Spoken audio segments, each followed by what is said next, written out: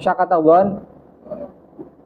dhon terlebih dahulu, setelah itu syak, setelah itu di bawahnya ada waham atau tawahum. Kalau waham saja, waham semisal kita waham bahwasanya di daerah seberang, di daerah Gamalia ada air, itu kita tayamum yang kita miliki itu sudah batal. Waham saja dia itu bisa membatalkan tayamum, apalagi sampai naik ke derajat syak ataupun dhon. Nah, semacam itu. Terus pembahasan yang ketiga yang membatalkan tayamum itu ar-riddah qat'ul Islam. Murtad itu tidak hanya sebatas dari lisan kita, tapi itu juga bisa berangkat daripada tindakan yang kita lakukan. Coba kasih contoh dari tindakan yang kita lakukan murtad.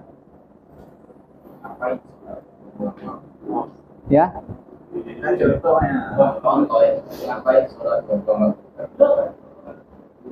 Mengabaikan sholat atau apa?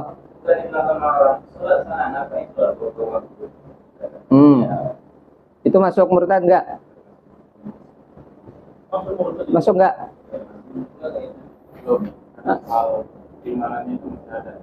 Ya.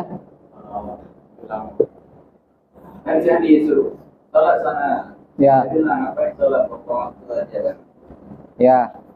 Jadi gini, murtad itu kan bisa dari lisan kita atau dari tindakan yang kita lakukan. Dari tindakan yang kita lakukan, misalnya kita tahu bahwasanya hukum sholat fardu itu hukumnya wajib, tapi kita mengingkari, itu masuk kategori murtad nggak? Kalau di pembahasan tauhid itu masuknya apa?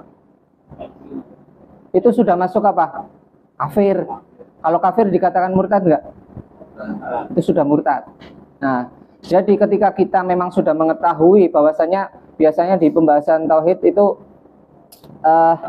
ad-darurat al-ma'lum. Biasanya apa?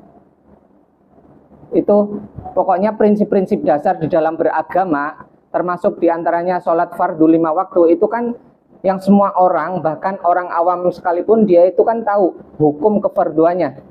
Ketika kita mengetahui bahwasanya itu hukumnya memang fardu, memang itu sebuah perintah dari syariat, akan tetapi kita mengingkarinya, maka di situ kita secara otomatis menjadi kafir. Ketika kita disebut sebagai kafir, berarti kita ya murtad.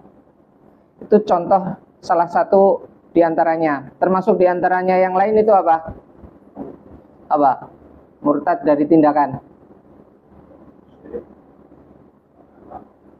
Kita guyon dengan kawan kita, itu bisa murtad.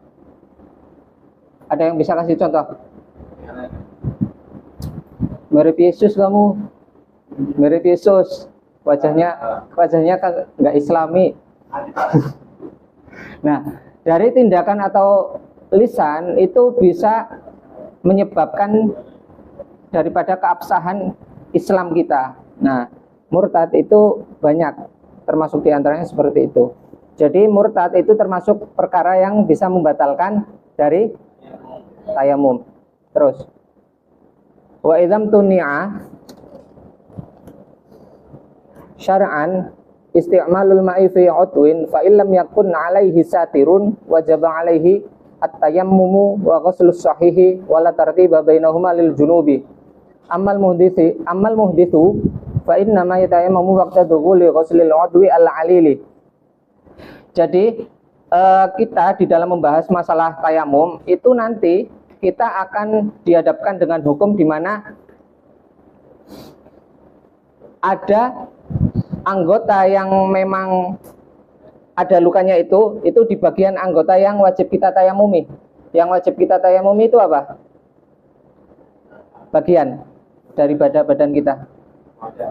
Wajah dan tangan ya, sampai siku. Nah, nanti ada pembahasan semacam itu. Nah, itu ditafsil. Kalau pembahasan yang pertama, semisal ini, fa ilam yakun 'alaihi satirun, jadi saya gambarkan di bagian anggota tayamum. Mana tadi? Istimalul ma'i fi 'udwin fa ilam yakun 'alaihi satirun wajib 'alaihi at-tayammum wa ghuslus sahihi. Nah, Tadi kan pembahasan di awal umtunia. Umtunia itu dalam artian kalau di syarahnya itu haram kita menggunakan air. Haramnya bukan menurut tinjauan dari kata hati kita sendiri, bukan. Tapi menurut daripada medis. Artinya ketika kita sakit, kita berobat ke dokter, dokter kemudian sangat-sangat melarang kita menggunakan air, berarti itu ketika kita memang memaksakan diri menggunakan air, nah itu yang disebut haruma atau umtunya istimalul ma'i, itu nggak boleh. Kalau sudah dikatakan jangan dari medis, berarti itu memang haram untuk kita lakukan. Nah, kalau semisal bagian tubuh yang terkena luka, bagian semisal kita bahas kaki, lah yang pertama, itu bukan bagian tayamum ya. Nah, di kaki dia itu kan ada lukanya, maaf ya, ini kaki, ini kan seharusnya bisa terkena air ketika kita wudhu ya. Terus caranya bagaimana? Kalau semisal lukanya di sini, ini yang pertama apa? Lam yakun lahus alaihi satirun ya. Oh, maaf. Berarti semisal di sini ada luka, cuma di sini nggak diperban. Ini luka, ini nggak diperban. Terus bagaimana cara bersucinya? Ya berarti anggota yang alil itu apa? Yang ada lukanya, maka dia itu ditayamumi. Sementara anggota yang sahih, yang memang dia itu tidak ada lukanya, itu menggunakan air. Nah, semacam itu. Tata caranya seperti apa? Ya berarti kita diberikan pilihan, mau mendahulukan tayamum terlebih dahulu atau berwudu terlebih dahulu. Mana yang lebih utama? Tayamum terlebih dahulu baru menggunakan air. Kenapa? Karena ketika kita tayamum terlebih dahulu, artinya kita mentayamum niat wajah terus bagian kaki kita tayamumi. Setelah itu kita wudu, setelah selesai tayamum kita wudu. Berarti di situ bisa menghilangkan asarut turab yang sudah kita gunakan, sehingga kaki kita menjadi bersih lagi. Paham ya? Tapi kalau kita menggunakan wudhu terlebih dahulu, setelah itu baru menggunakan turab, ya itu sah-sah saja. Akan tetapi di situ kehilangan keafdoliyahnya. Kenapa? Karena yang namanya kita pertama menggunakan air, terus kedua menggunakan turab, berarti asar daripada turabnya kan masih ada. Sementara kalau kita mendahulukan daripada tayamumnya baru setelah itu wudhu, maka air kan bisa menghilangkan asarut turabnya. Semacam itu. Jadi itu pembahasan ketika memang di bagian daripada tubuh kita tidak adanya satir. Satir yang dikehendaki itu tidak hanya perban loh ya. Satir tidak hanya perban di sini. Bisa jadi dia itu salep. Nanti ada pembahasannya, salep itu bisa jadi, atau solasiban apa sih? Apa? Solasi. Apa? Pancaplas juga bisa. Tapi di situ yang menurut tinjauan medis memang sudah teruji tidak boleh terkena air. Bukan teruji sesuai kehendak kita sendiri, bukan. Semacam itu. Jadi sekali lagi redaksi satir di sini bukan hanya dia itu perban, tapi bisa jadi salep atau hensaplas semacam itu. Terus fa in kana 'alal mawt bisatirun fa hukmuhu madhkurun fi qaulil musannifi wa sahibul jabair. Nah, kita masuk di pembahasan sahibul jabair. Jabair itu berarti kan perban lah, perban. Terus bagaimana kalau semisal kita ternyata mau berwudu ada perbannya? Al-jabair jam'u jabirah bi fathil jim wa hiya akhsyabun aw qasabun. Akhsyabun itu apa?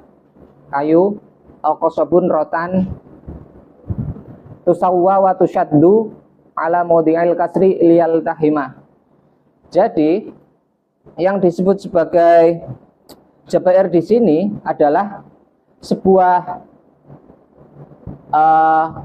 atau sesuatu yang terbuat ya. Kalau di zaman dahulu mungkin kayak rotan, kayak kayu. Kalau di zaman sekarang itu kayak perban. Kayak biasanya penyangga biar gendong tangan itu ya bisa disebut sebagai jabair. Itu gunanya untuk apa? Lial tahima. Biasanya kan itu untuk katakan pengobatan lah ya. Untuk proses penyembuhan. Nah, semacam itu disebut sebagai jabair.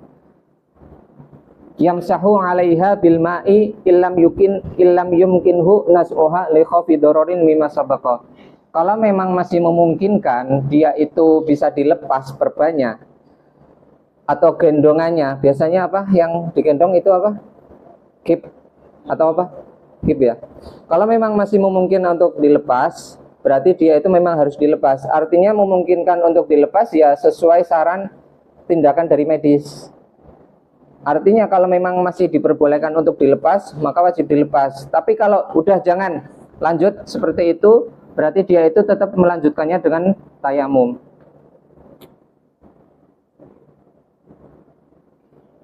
Wa yatayammamu sahibul jabairi fi wajhihi wa yadayhi kama sabaqa. Wa yusalli wala i'adata alaihi in kana wada'aha ay al jabaira ala tuhrin wa kanat fi ghairi a'dha'it tayammumi wa illa a'ada. Wa hadha maqalahu an-Nawawi fi ar-Rawdah lakinnahu qala fil Majmu' inna itlaqal jumhuri yaqtadi 'adamal farqi ay baina a'dha'it tayammumi wa ghairiha.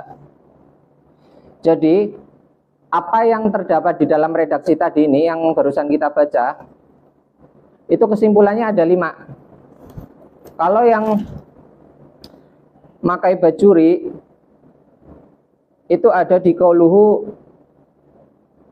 wasahibul jabair, di dalamnya wahasilu mas'alatil jabirah. Kalau yang pakai bajuri. Jadi gini,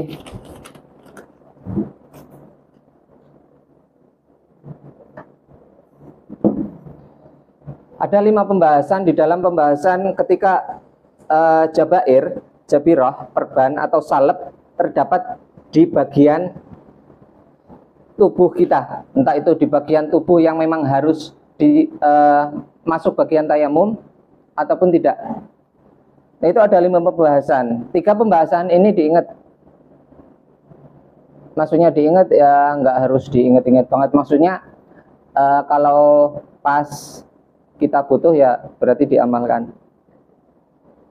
3 pembahasan yang pertama, dia itu wajib i'adah sholat. Artinya meskipun kita sudah melaksanakan sholat duhur sekalipun menggunakan tayamum, tapi kita itu wajib i'adah nanti kalau sudah menemukan air atau dia itu sudah sembuh, maaf. Nah semacam itu. Ini kan pembahasannya jabirah. Jadi pembahasan yang pertama itu lukanya itu terdapat di a'dha'ut tayammum. A'dha'ut tayammum mana? Kedua tangan sama wajah. Nah, ketika salah satu dari anggota tayamum ini, wajah atau telapak tangan, itu ada jabirahnya, ada perbannya. Ini pembahasan yang pertama ya, tafsilan yang pertama. Entah kita di dalam meletakkan jabirahnya posisi tuhur, artinya kita memiliki wudhu, ataupun kita tidak memiliki wudhu, berarti hadas. Kita ketika melaksanakan sholat duhur, katakan setelah kita nanti sembuh, kita wajib i'adah daripada sholat duhurnya. Kenapa? Karena di sana dikatakan ada linaksil badali wal mubdali. Badal itu apa? Badalnya itu apa? Badalnya tayamum. Mubdalnya wudu. Jadi kedua-duanya antara tayamum dan juga wudu itu dianggap tidak sempurna pensuciannya, karena kondisinya dia itu pas posisi pemasangannya adalah di a'dha'ut tayamum, entah di wajah atau kedua telapak tangan. Enggak, bukan telapak tangan ya, tangan lah ya. Maka ketika kita itu sudah sembuh, ketika kita sudah melepaskan jabirah yang kita kenakan, maka berarti dia itu harus mengulangi sholatnya. Pembahasan yang kedua, pembahasan yang kedua ini khusus pembahasan yang masuk lukanya atau jabirahnya itu letaknya tidak pada bagian anggota tayamum, tidak pada bagian atau tubuh yang diwajibkan untuk tayamum. Itu diantaranya apa? Ya kaki, ya kaki. Terus apa lagi? Apa lagi? Kepala. Oke. Itu kan anggota-anggota yang memang diwajibkan untuk dibasuh ketika berwudu, tapi dia tidak diwajibkan, tidak difardukan diusap pada saat kita bertayamum. Nah, semacam itu. Ketika memang anggotanya fi ghairi a'dha'i tayamum, kita katakan misal di kaki, itu pembahasannya akhadhat minas sahih ziyadatan biqadril istimsak ala hadatsin aw ala tuhrin. Jadi prakteknya gini, semisal di kaki, tadi kan di pembahasan awal kita nggak ada jabairnya, nggak ada satirnya. Kalau ini ada satirnya, semisal lukanya di sini, terus ini maaf jabirohnya, lukanya di sini, jabirohnya ziyadatan biqadril istimsak. Ini maaf ya, saya angkat kaki ya. Ziyadatan biqadril istimsak itu apa? Berarti anggota sahih, anggota yang memang dia itu tidak ada lukanya juga ikut kebalut terkena jabair. Paham ya? Lukanya di sini tapi jabairnya nyampe sini. Nah, itu yang dikehendaki ziyadatan biqadril istimsak. Nah, semacam itu. Nah, terus posisi dia memasang jabairnya, entah itu posisi hadas ataupun tuhur, itu tidak peduli. Berarti dia itu tetap diwajibkan untuk adanya i'adah as-shalah. Sekali lagi, ketika memang jabairnya diletakkan pada luka yang mana lukanya tidak pada anggota tayamum, misal di sini, terus pemasangan jabairnya dia itu ziyadah biqadril istimsak, entah itu masang jabairnya fituhrin aw hadas, maka dia wajib i'adah sholatnya. Nah, semacam itu. Terus pembahasan yang ketiga, akhadhat minas sahih biqadril istimsak. Kalau yang pembahasan kedua tadi kan ziyadatan biqadril istimsak. Kalau pembahasan yang ketiga ini lukanya sama, letaknya di sini. Cuma perbannya dipasangnya enggak ziyadatan biqadril istimsak sampai ke sini enggak. Cukup biqadril istimsak ya melebihi sedikit daripada anggota yang terkena luka. Ini semisal terkena luka. Yang luka ini ya, yang titik ya. Yang titik. Nah, perbannya sampai bundaran ini. Tidak sampai ke sini. Kalau yang tadi kan biqadril istimsak, ziyadatan biqadril istimsak. Jadi anggota sahih yang lain itu terkenanya agak banyak, terkena perbannya. Kalau yang pembahasan ketiga ini nggak ada ziyadah. Dia hanya dilebihin sedikit saja dari anggota tubuh yang terluka. Itu pun dia itu wajib untuk i'adah dengan syarat dia itu posisi memasang perbannya dia itu pada saat hadas. Paham ya? Jadi yang pertama tadi entah hadas ataupun tuhur, dia itu tetap wajib i'adah. Kalau yang kita pasang perbannya itu tidak itu pada bagian yang wajib kita tayamumi, entah itu tangan ataupun wajah. Yang kedua, kita membahas ketika perbannya ada di bagian yang bukan anggota tayamum, misal di kaki.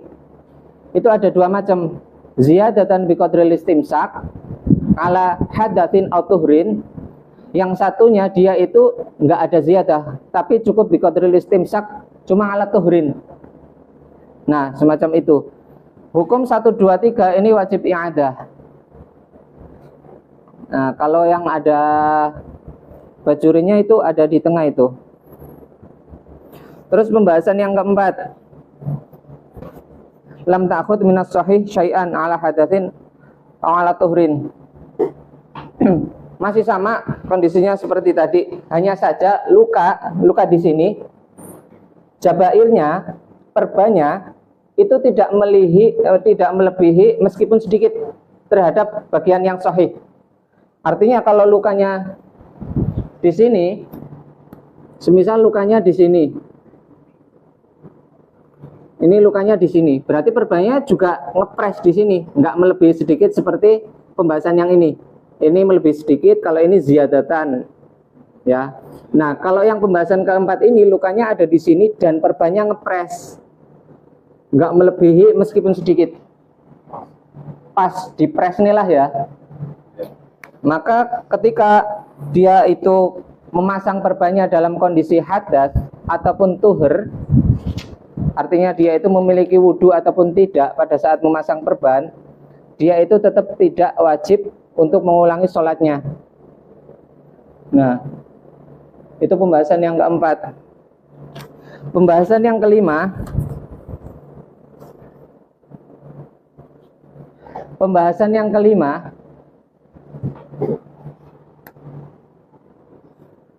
lukanya di sini.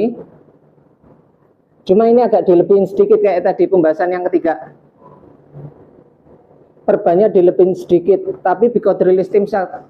Kalau ini kan ziyadah. Kalau yang sampai melebar jauh berarti ziyadah. Kalau dia itu maju sedikit, dia itu biqadril istimsak. Kalau ngepres, ya berarti pembahasan yang keempat. Nah, pembahasan yang kelima, dia itu dilebihin sedikit tok, nggak sampai ziyadah kayak ini, nggak, dilebihin sedikit. Dan dia dalam pemasangan perbannya itu pas posisi masih suci. Artinya dia memiliki wudhu pas posisi perban itu dipasang. Maka kondisi demikian dia itu tidak wajib mengulangi sholat yang dia lakukan. Ada pertanyaan? Soalnya kenapa ini harus dibahas? Karena hukumnya kita tidak bisa memutlakan hukumnya dia itu nggak wajib ada ini. Itu nggak bisa kita mutlakan demikian. Atau kita memutlakan ini wajib ada, nggak bisa. Karena dia itu masing-masing qadiyah, masing-masing kasusnya dia itu hukumnya berbeda. Jadi tidak bisa kita mutlakan demikian, tidak bisa. Terus wa yushtaratu fil jabirah Allah ta'khudha minas sahih illa ma la budda minhu lil istimsak. Adanya jabirah yang kita kenakan di bagian tubuh kita itu syaratnya, syarat jabirah. Saya nggak harus bahas jabirah sih, karena salep juga bisa. Itu hanya boleh dikenakan pada bagian anggota yang terkena luka. Kalau dia itu melebihi anggota yang sahih atau tidak terkena luka, itu boleh. Tapi lil istimsak, kayak yang pembahasan tadi, lil istimsak atau ziyadatan liqadril istimsak. Nah, artinya istimsak itu apa? Artinya perban tersebut memang tidak bisa dipasang di bagian kaki kita, tangan kita, atau wajah kita kalau dia itu tidak dililitkan juga, tidak direkatkan juga pada bagian yang sahih. Artinya dia itu membutuhkan tumpuan daripada anggota yang sahih untuk merekatkan, untuk menempelkan perbannya itu. Kalau dia memang membutuhkan demikian, berarti dia itu masuk pengecualian, artinya boleh. Tapi kalau dia itu cukup bagian yang alilnya saja yang ditutupi perban atau yang ditutupi salep, maka itu tidak boleh lil istimsak, apalagi ziyadatan biqadril istimsak. Nah, semacam itu. Wal lasuk wal isabatu, lasuk itu kalau di tengah, mayul saku bil jurhi min khirqatin au kitnatin au nahwi dzalika. Apapun, entah itu kain, entah itu gombal apapun yang tujuannya digunakan untuk menutup luka. Nah, itu disebut lasuk. Atau kalau zaman sekarang ya perban lah. Aisobah ya, kalau di sini mayu sobu ala mahalil kasri min uqbulatin wa nahwiha. Biasanya kalau di rumah sakit, orang-orang sakit kepalanya juga dililitin itu kan ya. Nah, perban. Nah, itu masuk juga. Sobah. Wal marham. Marham itu, nah, ini yang kemarin saya cari mananya itu salep. Salep itu. Tapi bukan salep panu. Panu nggak bisa itu. Wa nahuha 'alal jurhi kal jabirah. Wa nahuha, contohnya itu apa? Kalau di tengah, katurobin iltasoko 'alal jurhi au damin tajammada 'alaihi. Turab, mungkin ini mediasi di zaman lalu ya. Turab yang dikepal-kepal, terus kemudian untuk menutupi daripada luka dikepal, paham ya? Kalau di zaman sekarang kayaknya udah nggak ada sih. Jadi intinya dia itu wanahwiha kayak turab dipadatkan, kemudian dia itu dipasang di bagian yang terkena luka. Nah kayak gitu. Itu hukumnya seperti jabirah. Wa yatamamu likulli faridatin wa mangduratin fala yajma'u baina sholatai fardin bitayammumin wahidin. Jadi setiap satu tayamum itu hanya boleh digunakan untuk satu fardu saja atau satu mangdurah saja. Mangdurah di sini bukan semua ibadah mangdurah, tapi yang sifatnya ibadah yang membutuhkan adanya bersuci. Kayak kayak sholat, terus apa? Tawaf. Nah, kan ada nazar tawaf. Semisal nanti saya ke Mekah, itu kan tawaf, ada yang tawaf fardu, ada tawaf sunnah. Nah, ketika kita menazari daripada tawaf sunnahnya, itu kan berarti menjadi fardu.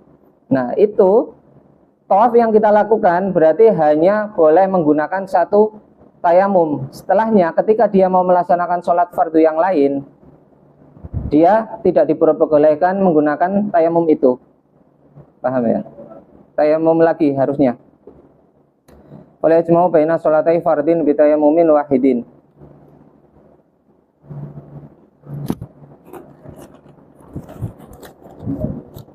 Wala baina tawafa ini ya tawaf fardu. Kita nggak bahas tawaf sunnah. Kalau bahas tawaf sunnah, ya itu masih bisa. Kita ya nanti pembahasannya itu ada di belakangnya. Intinya yang dibahas di sini adalah tawaf fardu. Wala baina sholatin wa tawafin, nggak boleh sholat fardu terus kemudian dia itu tawaf fardu, tidak boleh menggunakan satu tayamum. Wala baina jumu'atin wa khutbatiha, Jumat dan juga khutbahnya. Walil mar'ati idza tayammamat litamkinil halili antaf'alahu miraron. Nah, bagi perempuan ketika dia itu sudah selesai dari masa haidnya, udurnya, atau dari masa nifasnya, itu kan berarti dia diwajibkan mandi. Ketika dia, mohon maaf, mau berhubungan badan dengan suaminya, ternyata tidak menemukan air yang dia gunakan untuk bersuci atau mandi. Maka caranya seperti apa? Caranya dia itu tetap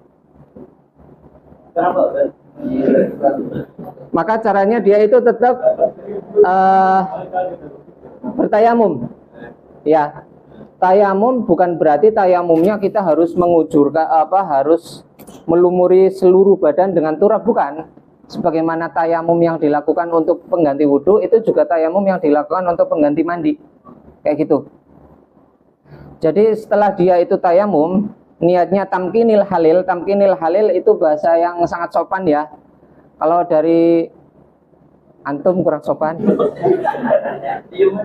Kalau dari bahasa beliau tamkinil halil artinya setelah itu, mohon maaf, dia lakukan berulang kali. Kalau yang tadi sholat fardu hanya bisa menggunakan satu tayamum.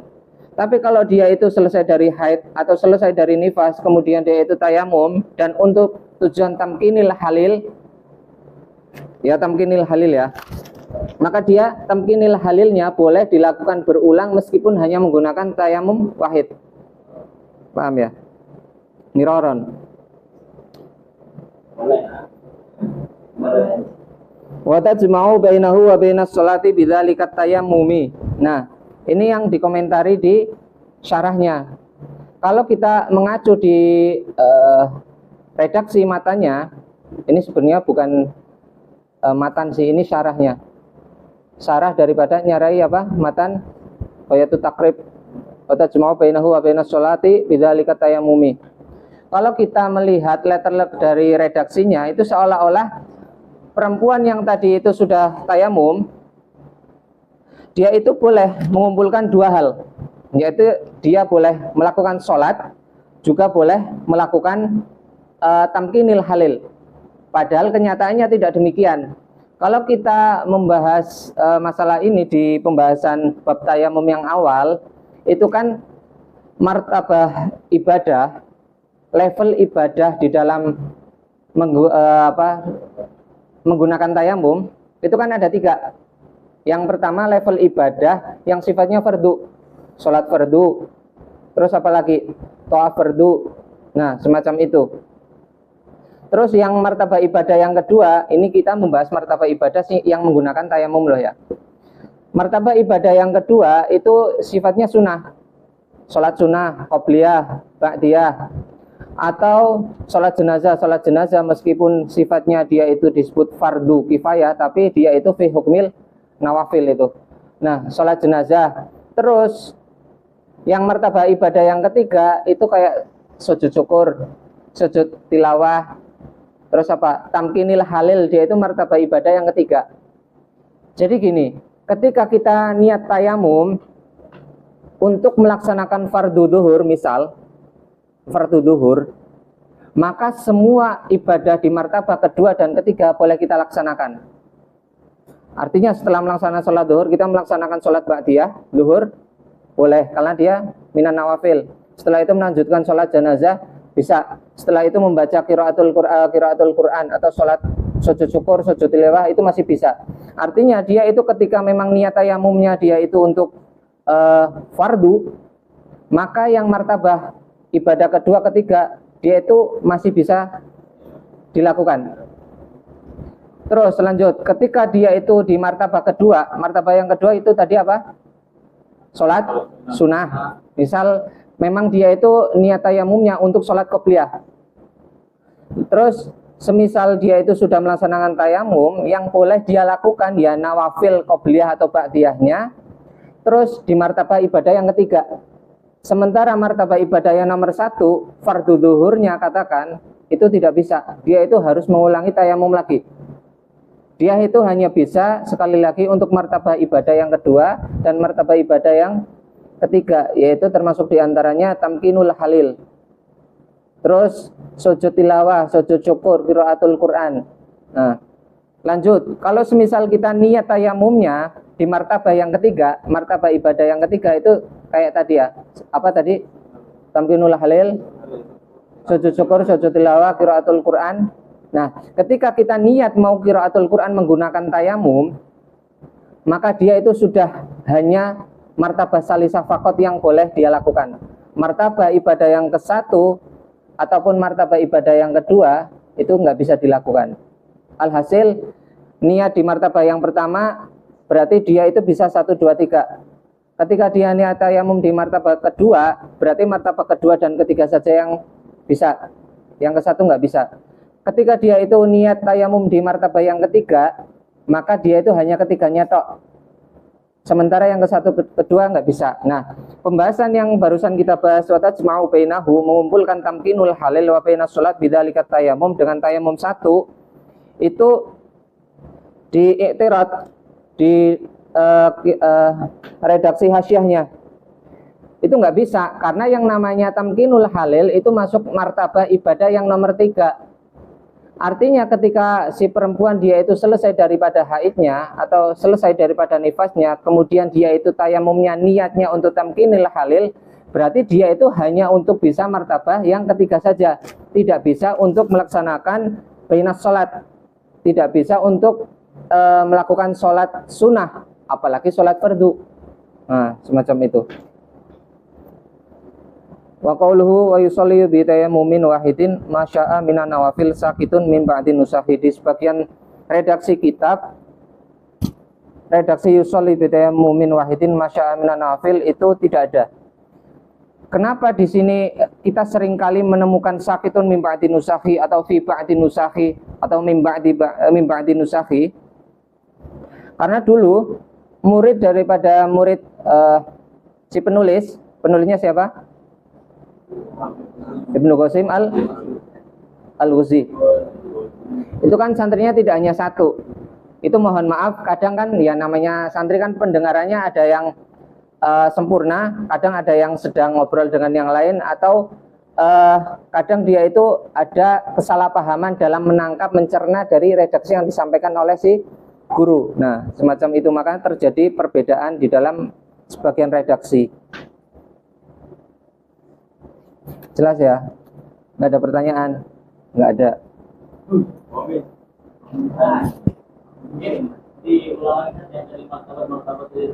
Oh, martabah.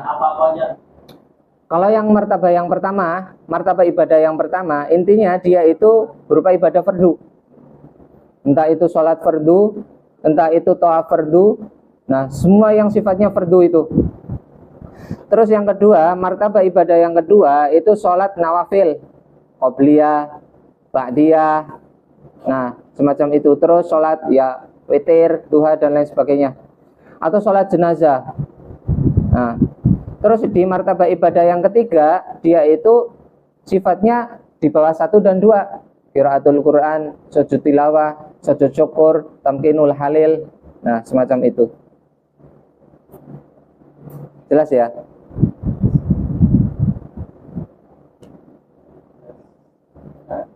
Perbedaan dibuat tiga itu kan sama-sama sunnah.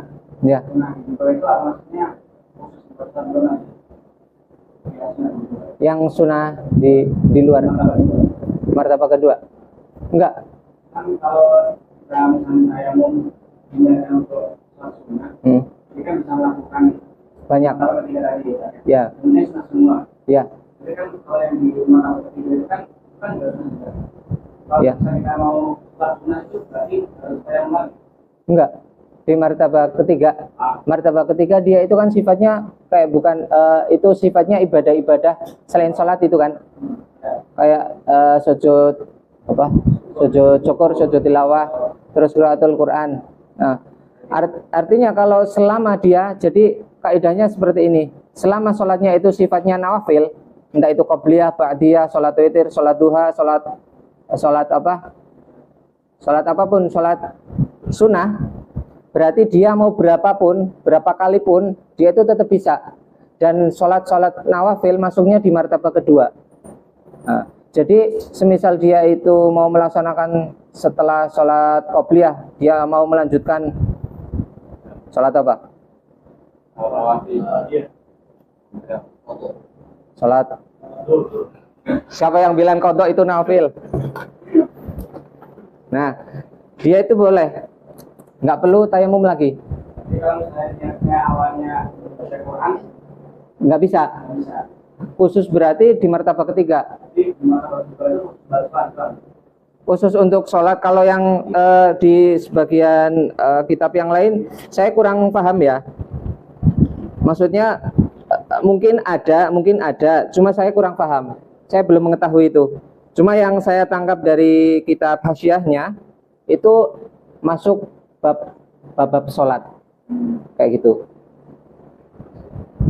Wallahu alam itu.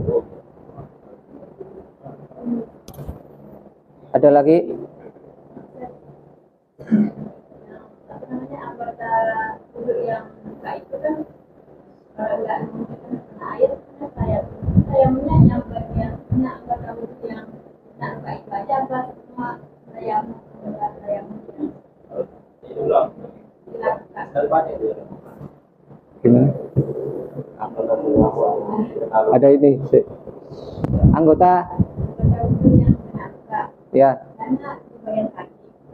Terus kalau yang mungkin kan yang kena air itu diambil tayamum bagian kakinya apa semua ini apa kena? Oh, maksudnya debunya terkena di bagian lukanya atau cuma di sekitarannya atau gimana? Lukanya di kaki. Enggak. Dia ada tayamum lengkap gitu. Ini kayak Ya, tayamum lengkap. Wajah, kaki, wajah, tangan itu lengkap. lalu yang kena luka itu kan nggak boleh air. Nah, itu kan yang tidak boleh terkena air berarti kan ditayamumi. Ditayamumi dalam artian kalau semisal dia itu ada perbannya, berarti turabnya kita usapkan di bagian atas perbannya. Kalau semisal dia itu nggak ada perbannya, ya udah berarti nggak usah. Paham kayak gitu ya?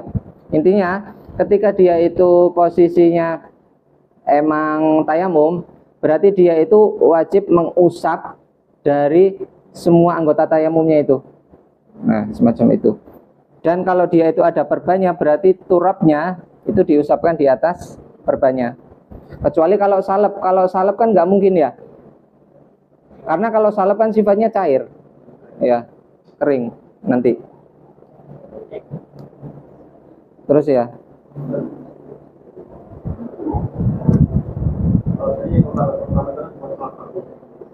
Yang satu. Itu ada mungkin Iya. kalau untuk pembagian dulu mau pembagian Bisa. Pokoknya intinya ketika kita melaksanakan tayamum wahid, niatnya kita diniatkan untuk martabah ibadah yang pertama. Maka kita boleh melakukan martabah ibadah yang 1, 2, 3. Kalau kita niatkan di martabah ibadah kedua, hanya 2, 3 yang bisa. Kalau yang ketiga kita niatkan tok, berarti hanya 3 tok. Kayak gitu.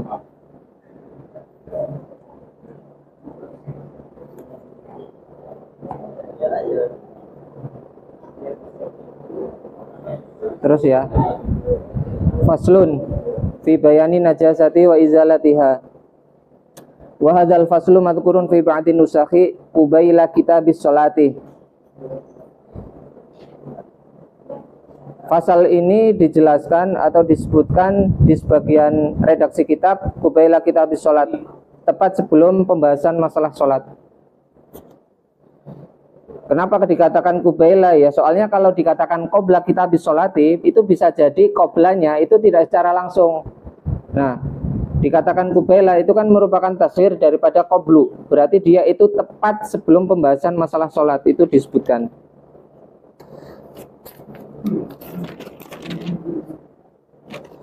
Wan najasatu lughatan asyai'u al-mustaqdharu. Yang namanya najasah secara bahasa itu adalah suatu hal yang dianggap menjijikkan. Reget, enggak reget. Wa syara'an kullu 'ainin harumatana wuluha 'alal itlaq halatal ikhtiyari ma'a suhulati tamyiz la li hurmatiha wala li istighdariha wala li darariha fi badanin aw aqlin. Setiap hal yang haram untuk dikonsumsi. Dikonsumsi itu artinya ya dimakan atau diminum halatal ikhtiyar. Halatal ikhtiyar paham ya? Pas posisi kita, kondisi kita itu masih apa ya? Yang enak. Bukan darurat lah. Ya, kondisi kita itu masih memungkinkan untuk bisa menghindarinya, maka najasahnya itu tetap dihukumi haram untuk dikonsumsi.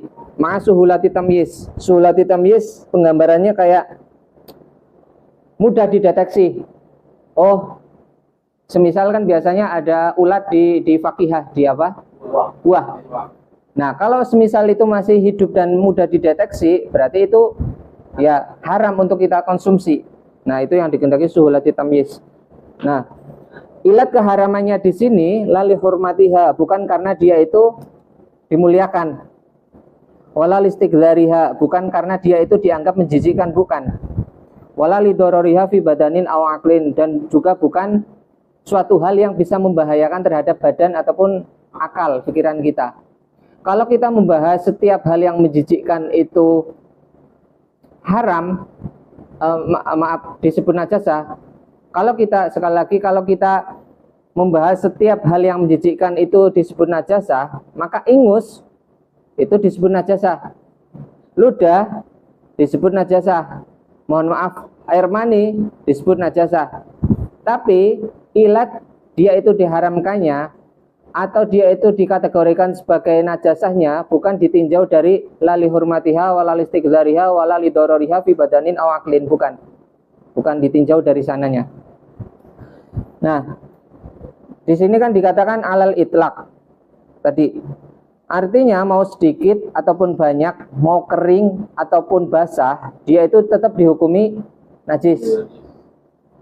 Beda ya antara najis atau najasah dengan mutanajis.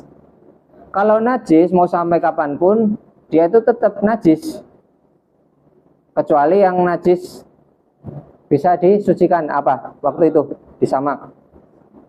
Atau apalagi cuka ya, yang menjadi cuka, bukan yang menjadi khamar yang menjadi cuka. Nah itu Tapi kalau mutanajis, dia itu bisa dihilangkan. Kalau najasa itu nggak bisa, kecuali ya mustasnayat itu. Alal itlaq, mau sedikit maupun banyak, mau kering ataupun basah, dia itu tetap dihukumi najis. Tapi ada al-qalil, dia itu dihukumi nggak apa-apa. Dia itu tetap dihukumi najasah, cuma kalau qalil dia itu nggak apa-apa, semisal dikonsumsi. Apa? Daging apa?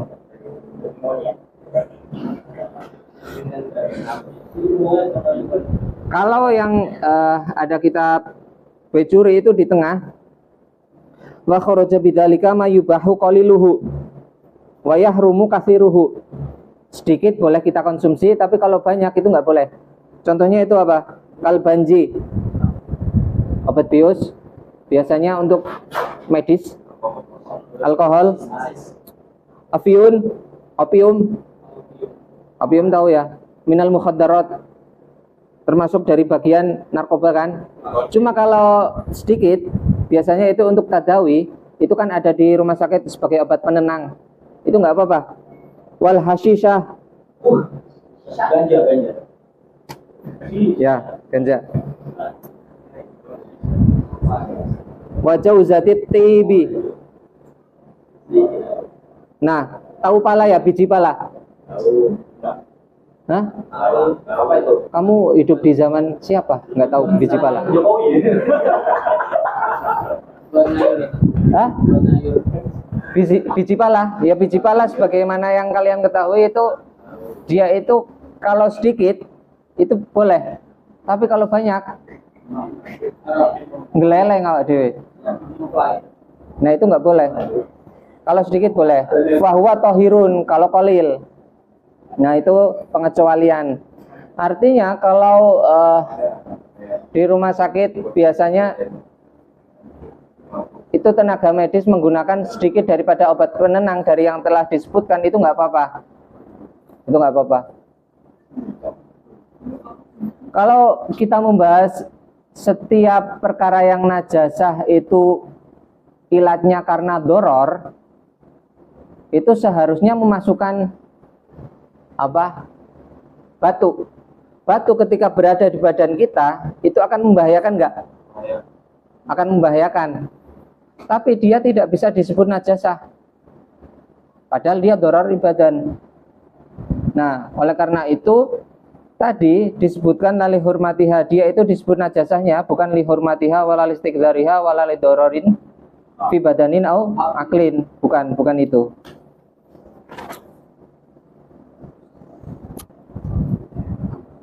Terus kalau seumpama tahnik tahu ya? Tahnik tahu. Ya, bayi-bayi. Itu mandi. Tahnik itu yang pakai momogi. Oke, kurma ada. Pakai kurma. Di daerahku pakai momogi.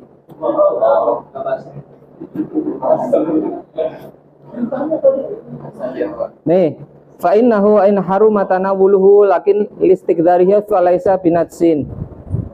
Wa mahalu hurmati tanawulihi idza kharaja min ma'dinihi. Jadi, kapan dia itu ingus atau ludah yang ada pada mulut kita itu bisa dikatakan haram untuk dikonsumsi.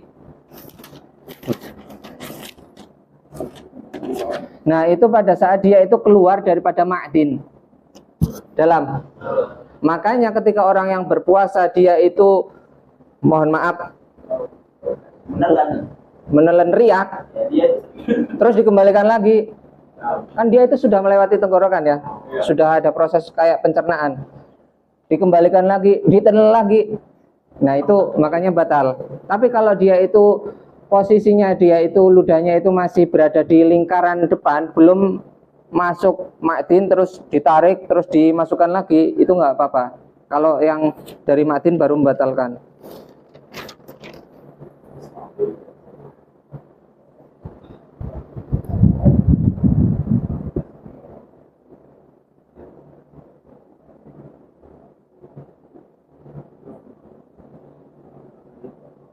Tapi bukan berarti setiap ludah itu tidak haram.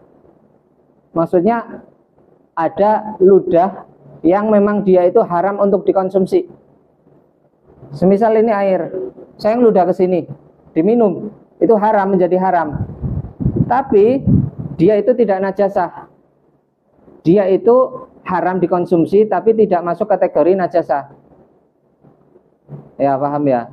Atau ludahnya orang ya wali, soleh, kaum soleh, tahnik biasanya itu bercampur dengan ludah mereka, mohon maaf.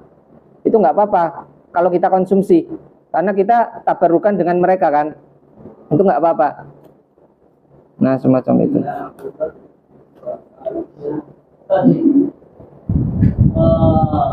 Kan dia tuh ngomong bahwa udah kan kalau saya jatuh minum itu apa harus diminum kan. Terus Diludahin gini.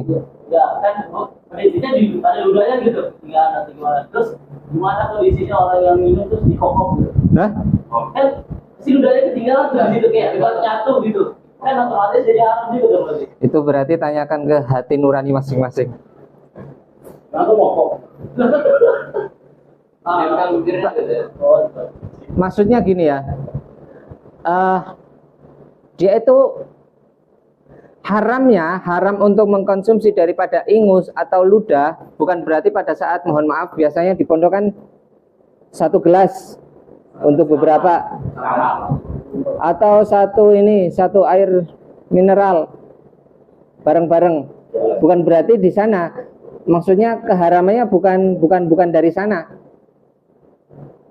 Dia itu ilat keharamannya berangkat ketika memang dikeluarkan terus dicuihnya itu kan, makanya tadi di tengah dibahas wa mahalu hurmati tanawulihi, ilat apa gimana dia itu diharamkan untuk dikonsumsi, idza kharaja min ma'dinihi, ketika memang dia itu keluar setelah diproses dari ma'dinnya, dari alat pencernaannya. Kalau dia itu hanya sebatas baru nyampe di sini, dia itu belum dikatakan harumat tanawuluhu. Nah, ilat keharannya ketika kharaja min ma'dinihi itu. Paham ya? Wa dakhala fil itlaq qalilun najasa wa katsiruha, sedikit ataupun banyak najasa itu tetap dihukumi najasa. Wa kharaja bil ikhtiyar ad-darurat fa innaha tubihu tanawulan najasah. Kalau kondisi darurat ya semua yang najasah menjadi halal. Tapi suhulati tamyiz, redaksi suhulati tamyiz itu mengecualikan aklud dud al-mayyiti fi jubnin aw faqihatin wa nahwi dzalika. Artinya kalau di dalam buah semangka dia itu ada dud apa? Ulat. Nah, ada ulat yang dia itu sudah menyatu.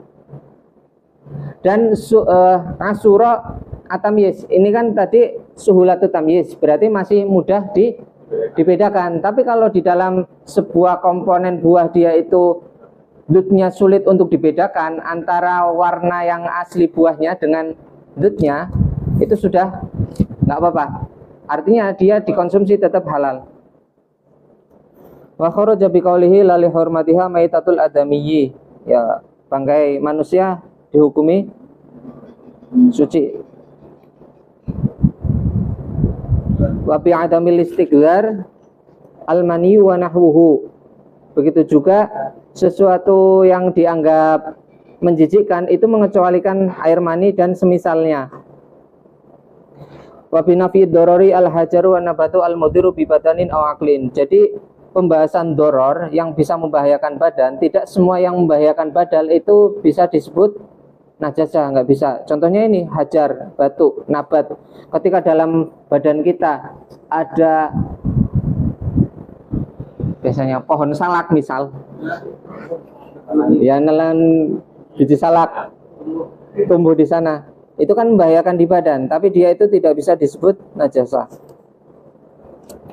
Artinya kalau dia itu keluar, mohon maaf, dari saluran min ahadi sabilain, atau mohon maaf dari belakang, keluarnya itu bentuk salak, kan di dalam ini kayak tumbuhan salak, terus keluarnya bentuk salak.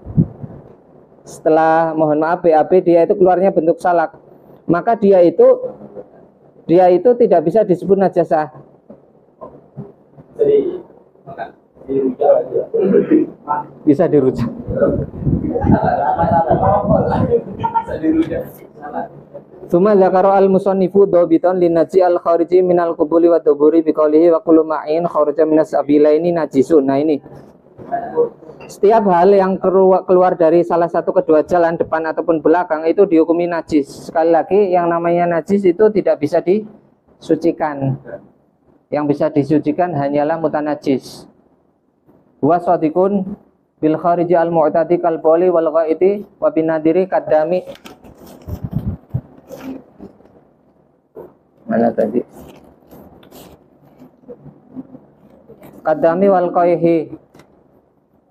Jadi segala sesuatu yang bentuknya cair keluar dari salah satu kedua jalan, entah itu jalan depan ataupun jalan belakang, entah itu yang keluar sifatnya dia itu biasa dialami oleh manusia pada umumnya, atau keluarnya itu nadir kayak darah atau nanah, mohon maaf, itu semua dihukumi najasah atau najis. Kalau yang biasa keluar kan kalau air kencing, ilal maniya min adamiyyin aw hayawanin ghairu qalbin wa khinzirin wa ma tawallada minhuma. Kecuali mani yang keluar dari kalbun atau khinzir itu dihukumi apa? Ya najis. Karena nggak usah bahas haram, karena yang namanya najis pasti haram dikonsumsi.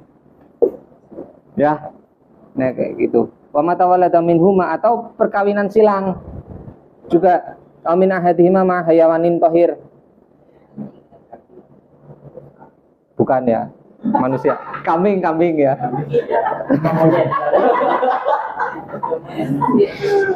Kambing itu perkawinan silang dengan khinzir.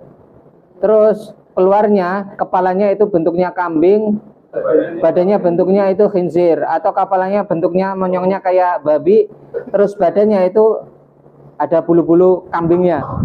Nah, meskipun dia itu adalah berasal dari kambing, tapi kalau dia kambingnya mengeluarkan mani, dia itu dihukumi najasah. Wa kharaja bi ba'in ad-dud wa kullu mutasallibin. Dud itu ulat wa kullu mutasallibin la tuhiluhu al-maidah. Kullu mutasallibin itu kayak benda padat. La tuhiluhu al-maidah yang tidak bisa berubah benda padat tersebut meskipun sudah ada reaksi pencernaan. Tidak bisa hancur. Bal mutanajjisun yadhuru bil ghusli. Nah, itu kayak tadi. Kayak biji. Itu tidak bisa disebut sebagai najis atau najasah. Dia hanya bisa disebut sebagai mutanajis. Artinya ketika dia itu disucikan, dia itu kembali menjadi suci. Loh, ini bukan kata saya, soalnya di hasyiahnya juga dicontohkan oleh beliau kahubin lauzuri'a lanabata. Semisal di dalam badan kita itu ditanam sebuah pohon atau dimasukkan biji, kemudian tumbuh berkembang biak di dalam badan, kemudian keluar, maka dia itu ya dihukumi mutanajis.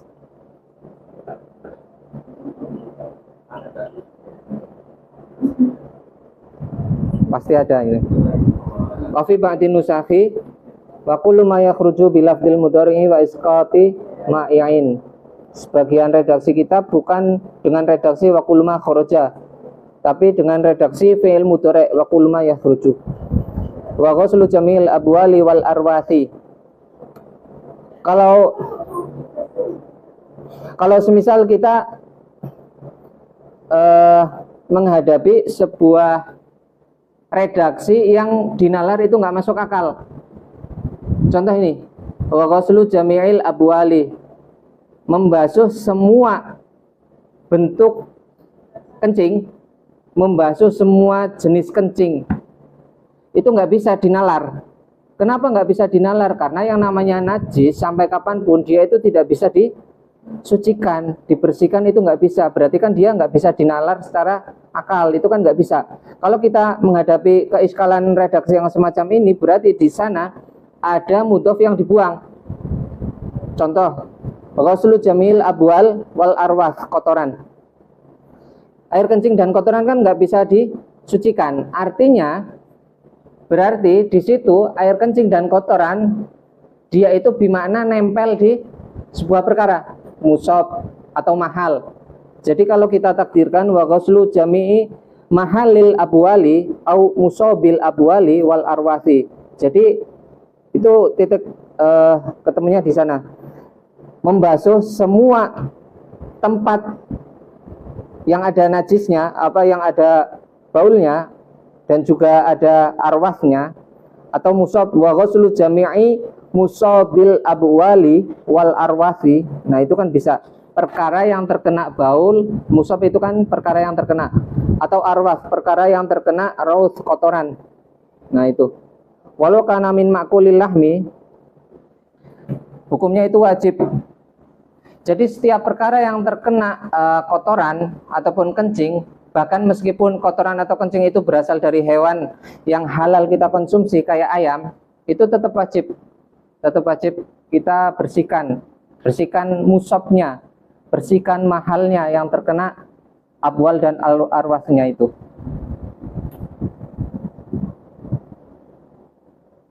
Nah, pembahasan masalah wajibun apakah fauron atau enggak, itu wajibun fauron, dia itu kewajibannya hanya membersihkan, enggak harus membersihkan saat itu juga. Kecuali nih, kita ada kotoran ayam, kita lumuri di badan kita. Kotoran kita lumuri di badan kita. Pernah? Kita lumuri di badan kita. Ketika kita ghuslu al-musabnya, itu saat itu juga hukumnya wajib. Begitu kita melumuri badan kita dengan kotoran, dengan perkara-perkara yang najis sifatnya, maka pada saat itu juga kita wajib untuk langsung membersihkan. Tapi kalau semisal bukan kehendak sendiri, semisal tiba-tiba kita kejatuhan kotoran burung, itu nggak langsung fauron, wajib membersihkannya, nggak harus. Yang wajib itu ketika melumuri daripada badan kita, daripada pakaian kita wajib langsung membersihkannya saat itu juga. Wa kaifiyatu ghuslin najasah in kanat musyahadatan bil aini wa hiya al musammatu bil ainiyah takunu bi zawali ainiha wa muhawalati zawali awsafiha min ta'min aw launin aw rihin. Jadi ada yang namanya najasah hukmiyah, najasah ainiyah. Yang kita bahas pertama adalah ainiyah. Sederhananya yang namanya ainiyah, dia itu bisa dideteksi oleh indera kita. Entah itu mulai dari rasa, warna, ataupun bau. Terus bagaimana cara kita mengetahui bahwasanya dia itu bau? Ya kita bisa embus kalau mau. Nah, fa'in bagi atau amun najasa dorroh. Jadi cara menghilangkan najis ainiyah atau najasa ainiyah itu fa'in bagi atau amun najasa dorroh au launun au rihun asyura zawaluhu lam yadurrah. Jadi semisal baju saya terkena kotoran burung, atau jangan baju, di meja ini terkena kotoran burung. Nah, itu kan kotoran burung pasti ada rihnya, ada aromanya, bacin ya paling mungkin yang pernah. Terus ada bentuknya, bentuk rasanya pasti ada. Saya belum pernah merasakan. Terus ada warnanya. Nah, itu ausaf daripada najasahnya, sifat-sifat yang melekat pada najasahnya itu wajib dihilangkan semua. Kalau di pembahasan pertama fa'in bagi atau amun najasah doroh, setelah kita bersihkan, setelah kita gosok-gosok, ini nggak bisa langsung diganjur pakai air, nggak bisa. Dia itu ainun najasahnya harus dihilangkan terlebih dahulu. Kalau setelah kita bersihkan, setelah kita sucikan ainun najasahnya, kita hilangkan ternyata tokmun rasanya itu masih ada. Loh, timbul pertanyaan, bagaimana cara kita mengetahui bahwasanya di sini rasanya itu masih rasa kotoran. Kalau dari warna kita mungkin masih bisa melihat ya dengan mata. Dengan aroma kita bisa mendeteksi melalui hidung. Tapi kalau rasa, apakah harus dijilat, dicelupin? Kan enggak. Itu caranya seperti apa? Nah, caranya yang penting dihilangkan terlebih dahulu. Terus setelah itu tokmunya dia itu bisa hilang. Tandanya ketika warna dan juga aromanya, ketika bau atau aromanya dan juga warnanya sudah hilang, kemungkinan besar rasanya juga sudah hilang. Jadi nggak perlu sampai terjun gunung untuk mencicipi, nggak perlu. Pokoknya dua itu, ketika warna dan aromanya itu sudah hilang, kemungkinan besar rasanya berarti hilang. Nah sebaliknya, berarti ketika dia itu warnanya masih ada, tersisa sedikit, atau bahkan sudah nggak ada, terus aromanya dia itu nggak ada, maka ada ya tadi apa? Sebaliknya, ketika aroma tersebut itu masih ada, aroma tersebut masih ada, atau dia itu baunya itu masih ada, berarti kemungkinan besar rasanya masih ada, berarti harus terus dihilangkan. Nah, kalau sudah kita lakukan cara demikian, rasanya itu tetap ada, padahal kita sudah melakukan berulang kali untuk menghilangkan sifat-sifatnya, sifat-sifat najasahnya, itu doro, artinya dia itu tetap masih dihukumi mutanajis, tempat yang terkena najis itu belum dihukumi suci, kecuali memang kita itu sudah benar-benar udzur, sudah melakukan semaksimal mungkin, tempat tersebut memang tidak bisa hilang rasanya, baru itu boleh dianggap sebagai ma'fuun anha, itu baru bisa. Oke. Terus aulaunun aurihun asura zawaluhu lam yadurra. Kalau yang pertama tadi kita kan bahas bahwasanya yang sulit dihilangkan tokmunya. Setelah kita menghilangkan aromanya atau menghilangkan warnanya, kok tokmunya masih terus ada, rasanya masih terus ada, itu kan nggak bisa, nggak boleh, kecuali kalau memang ada udzur yang sudah semaksimal mungkin kita sudah lakukan, baru itu nggak apa-apa. Nah, kalau di pembahasan yang kedua, aroma atau baunya dan juga warnanya itu sulit hilang, tapi rasanya sudah nggak ada, paham ya? Sudah dihilangkan, kosok-kosok, rasanya udah nggak ada, cuma warna dan juga aromanya itu masih ada. Kalau warna dan aromanya yang masih tersisa dan dia itu sudah melakukan semaksimal mungkin, berarti asyura zawaluhu kan, zawaluhuma, itu nggak apa-apa. Kita berarti tetap bisa melaksanakan ibadah di sana, bisa. Lam yadurra. Wa in kanatin najasa ghairu musyahadatin wa hiya al-musammah bil hukmiyah fayakfi jariyul ma'i 'alal mutanajjisi biha walau marratan wahidah. Hukum yang kedua itu adalah hukum najasah hukmiyah, yaitu kebalikan daripada hukum najasah ainiyah, nggak bisa dideteksi oleh indera kita.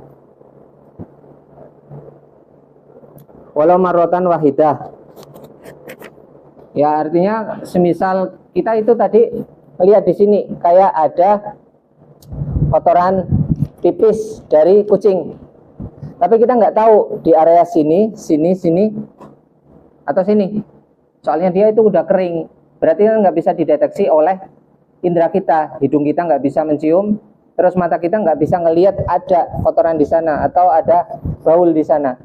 Solusinya itu apa? Yaitu walau marrotan wahidah, seenggaknya dia itu disiram air sekali. Tsumma istasna al-musannifu minal abwal qawlahu illa bawla sabiyyi alladzi lam ya'kul at-ta'ama ay lam yatanawal ma'kulan wala mashruban ala jihati taghadhi. Di sini ada sebuah baul yang dikecualikan dari dawuhnya atau redaksinya si mu'alif, si musannif, yaitu baulnya sobi yang belum berumur 2 tahun, dia belum mengkonsumsi apapun kecuali ya ASI. Sebenarnya nggak cuma ASI, intinya dia itu memang sifatnya itu alami, entah itu dari air susu ibu atau berasal dari hewani, yang penting alami, dia itu masih dikategorikan sobi yang yang dikategorikan di sini. Dia itu nggak harus mengkonsumsi air susu ibunya langsung, nggak. Tapi dari hewani sekalipun, selama dia itu masih alami, dia itu masih kategori sobi yang disebutkan di sini. Artinya kalau dia itu meskipun bentuknya baul sobi, dia itu belum berumur 2 tahun, dia itu sobi, terus dia itu belum mengkonsumsi apapun kecuali air susu, entah itu dari ibunya atau dari hewani, maka dia itu cukup menghilangkan ainun najasahnya. Kalau ainun najasah itu la budaya, itu wajib dihilangkan terlebih dahulu. Terus setelah itu cukup dipercikan air, itu cukup. Sobi ya, namanya sobi itu cewek apa cowok? Kalau cewek sobi Ya. Ya, semacam itu.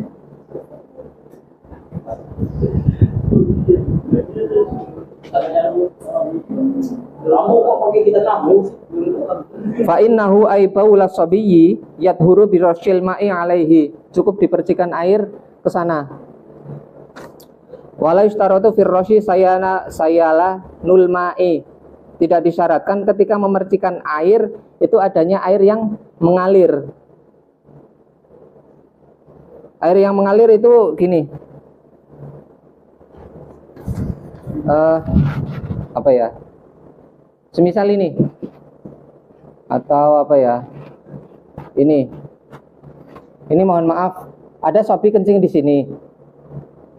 Ada sobi kencing di sini, maka cukup kita menghilangkan ainun najasahnya.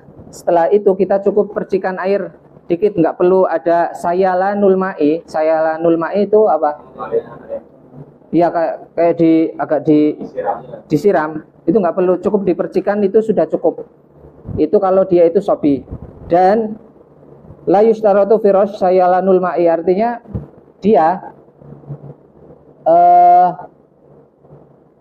ya tadi pembahasannya udah sih ya, tidak perlu disiram itu ya. Fa'in akala asabiyu atau ama ala jihati taqadi ghusila bauluhu qat'an. Tapi kalau si sobi tadi sudah makanan selain ASI, entah itu dari ibunya, entah itu dari hewan alami, ala jihati taqadi berarti untuk penambahan gizinya, ghusila bauluhu qat'an. Berarti tempat yang tadi terkena kencing, baul, dia itu ainun najasnya wajib dihilangkan terlebih dahulu. Setelah itu disiram, bukan diperciki, tapi disiram. Kalau dia itu sudah makan selain ASI atau susu hewani. Wa kharaja bisabiyyi as-sabiyah. Nah ini. Wal khunsa wa yughsalu min baulihima. Nah, bukan baulnya ya, loh ya yang dibersihkan, tapi mahal atau musab baulihima. Perkara yang terkena baulnya sobiyah dan juga khungsa. Wa ishtaratu fi ghuslin mutanajjisi wurudul ma'i alaihi. Dan ketika kita membersihkan daripada perkara yang terkena najis tadi, syaratnya itu harus ada wurudul ma'. Ingkana qalilan. Maksudnya wurudul ma' gini. Kalau semisal airnya sedikit, semisal ini airnya kan sedikit, ini terkena najis yang sobiyah tadi, sobiyah sama khungsa. Kita sudah membersihkan ainun najasahnya, maka air harus dialirkan ke sana. Artinya karena al-ma'u bukan maurudan, tapi karena al-ma'u waridan. Airnya yang harus dialirkan ke sana. Paham ya? Ketika airnya cuma sedikit, maka sekali lagi yang harus dilakukan adalah airnya dialirkan ke bagian mahal najasahnya tadi, disiramkan ke sini. Nah, bukan airnya yang didatangi oleh najasahnya. Artinya airnya didatangi oleh najasahnya atau perkara yang terkena najis, itu gambarannya seperti apa ya? Semisal kayak dicelupkan. Nah, itu yang dikehendaki wurudul ma' alaihi. Airnya harus ke sini, bukan ininya yang dimasukin ke sini, karena ini sedikit. Jadi nggak bisa disebut, jadi dia itu nggak bisa namanya air, dia nggak bisa maurudan. Di sini apa tadi mana? Wurudul ma itu apa? Airnya kan dialirkan. Berarti sifatnya ma itu adalah warid kan? Yang mendatangi. Warid yang mendatangi. Jadi bukan yang maurudan. Airnya bukan didatangi oleh najasana tadi, bukan, karena dia qalil. Fa'in akasa lam yathur. Nah ini fa'in akasa maksudnya ketika sebaliknya, ketika maknya itu maurudan, ketika airnya didatangi oleh mahalun najasah, itu nggak bisa, itu lam yathur karena airnya sedikit, kecuali kalau airnya banyak bisa. Amal kafir fala farqa baina kaunil mutanajjisi waridan au maurudan. Enggak peduli airnya itu warid ataupun maurud. Kalau airnya banyak itu bisa, entah itu yang airnya langsung digunjur terhadap perkara yang terkena najasah, atau perkara yang najasahnya dia itu langsung diarahkan menuju ke air. Itu enggak ada bedanya kalau airnya banyak.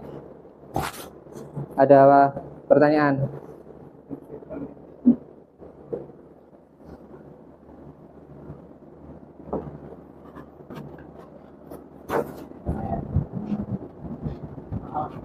Gak ada ya? Apa men? Tanya men. Aku di berarti Pak. Aku sih mau main tanya aja. Aku di Pak. Apa men? Haromen? Katanya kalau nggak sholat Jumat 3 kali.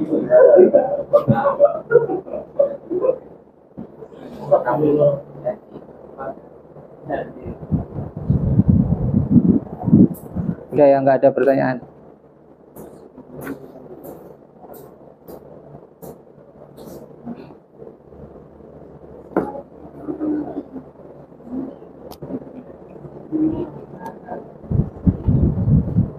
Fendriza Muhammad Aditya Suhaimi. Baik. Asmi izin ya? Izin atau apa ini? Oh, enggak di asrama lagi. Keluar dalam artian apa? Pulang. Dari asrama. Oh, ini coret. Darkonun. Muharramen. Nadhiro Tobroni. Novalinda. Zahra. Khalilatul Maula. Izzat. Abdul Baki. Alfa. Najlah. Rejha. Alfa. Rejha. Cantika. Oke. Nggak ada pertanyaan ya?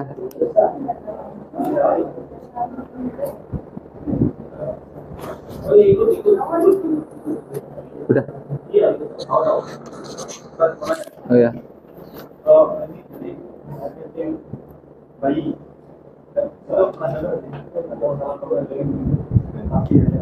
Ya. Air kencing bayi yang sobi. Itu andalus nih. Atau itu katanya tapi semua. Oh. Iya.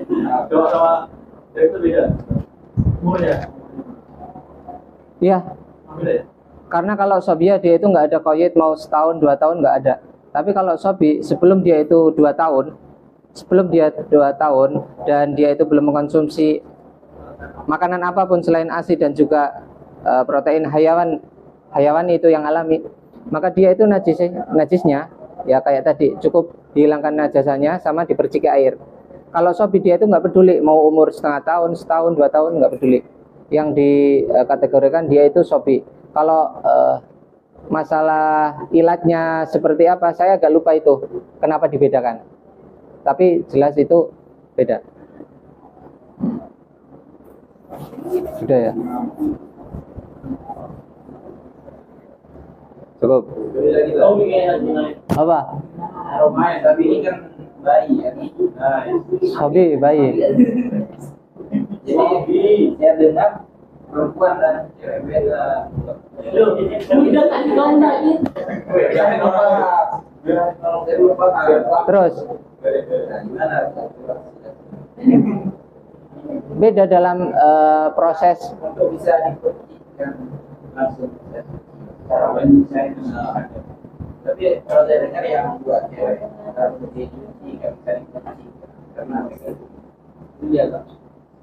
Gini, secara dasar semua najasah, saya bahas semua najasah wajib dihilangkan ainun najasahnya terlebih dahulu. Entah itu sobi, entah itu sobiyah, entah itu najis kalbun, khinzir, ainun najasahnya itu wajib dihilangkan terlebih dahulu. Adapun pembahasan masalah sobi sama sobiyah, itu pembahasannya terletak bagaimana cara menyucikannya. Ya nggak men? Oke lah. Oke. Nah kalau yang sobi, dia itu ada qaid sebelum umur 2 tahun. Dia itu belum mengkonsumsi apapun selain ASI dari ibunya atau air susu yang keluar secara alami dari hewan, belum tercampur apapun. Nah, itu ainun najasahnya dihilangkan, cukup percikan air di sana, cukup. Kalau istilahnya dalam bab najasah itu masuknya mutawassithah atau mukhaffafah? Mukhaffafah atau mutawassithah? Kalau yang sobi yang belum umur 2 tahun terus dia dipercikit, mukhaffafah. Yang makanya itu mukhaffafah kan paling ringan ya. Dia itu cukup dibersihkan ainun najasahnya, setelah itu dipercik air. Tapi kalau sobiyah dia itu nggak ada qaid. Umur setengah tahun, setahun, 2 tahun, dia itu sudah konsumsi ASI atau belum? Apakah dia itu sudah mengkonsumsi momogi atau belum? Nggak peduli, terserah. Dia itu hukumnya mutawassithah, bukan mukhaffafah. Nah, itu perbedaannya di sana. Bingung? Insya Allah nanti malam dapat wangsit. Ada, udah ya. Oke. Kalau susu yang campur itu SGM. Ya itulah. Ini ada gula. Oh, itu bukan susu, itu emang gula itu. Masa? Hah? Masa? Oh, memang itu. Kalau dimasak ya ada. Nggak bisa, pokoknya harusnya alami. Ya dari sapi, kambing itu yang alami, belum tercampur itu masuk kategori. Itu murni gitu. Belum ada manisnya. Kalau Bukhairah saya nggak tahu ya. Kalau Bukhairah saya nggak tahu. Dia itu ada kandungan gulanya atau enggak? Oh, nggak ada rasa. Nggak ada. Teh. Semuanya susu murni kan? Ya. Ya. Kami. Oh, memang ya. Sudah satu alam. So, insya Allah lanjut di minggu depan. Cukup sekian dari saya. Wallahu a'lam bishawab. Kalau banyak kekeliruan saya mohon maaf. Assalamualaikum warahmatullahi wabarakatuh. Waalaikumsalam warahmatullahi wabarakatuh.